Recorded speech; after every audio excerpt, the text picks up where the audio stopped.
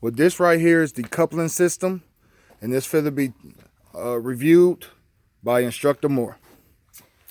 Good afternoon, folks. Right here we've got a combination vehicle, and the coupling system begins right here.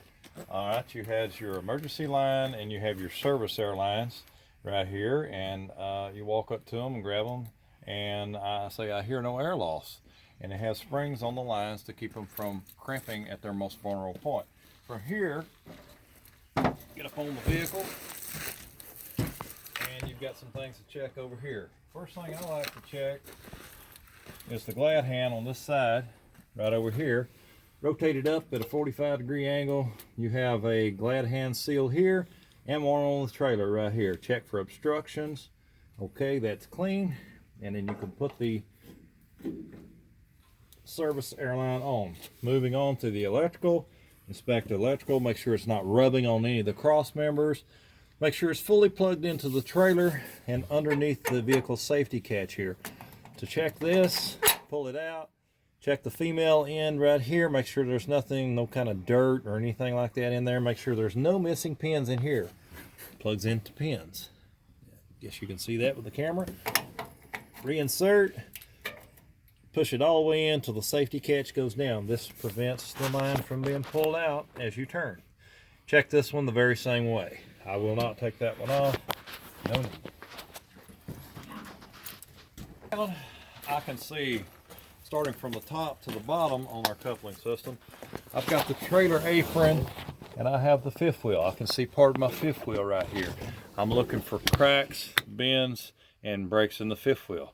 Also, if we go back just a little bit, I've got the fifth wheel release handle, which is in its fully engaged position, and it is down underneath the safety catch right here.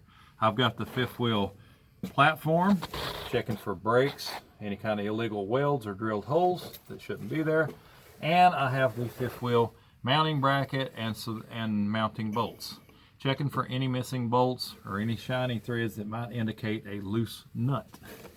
Moving further rearward on the fifth wheel, I have a New England pin and a Carter key, and below that, where my finger's touching, I have a pivot pin. Now if you'll follow me underneath the trailer, we can see, and through the locking jaws in the rear part of the fifth wheel here, that the fifth wheel release arm is fully engaged around the back side of the kingpin. I know it's pretty difficult to see.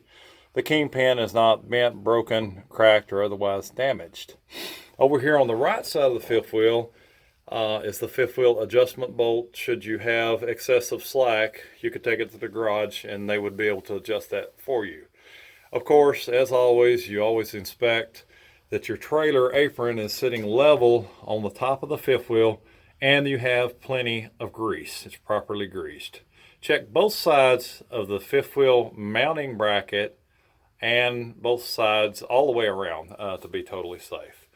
And the most important part, we're going to step back out from underneath the truck. On the exam day, you always want to take a second to review in your mind what you just told the examiner, because if you have omitted something at this point, you will catch yourself, and it always happens. It'll hit you like a hammer. If you forgot to say something, you're going to remember it now. So I'll do that now in my head, and I believe I've got it. I'm good with that. Thank you.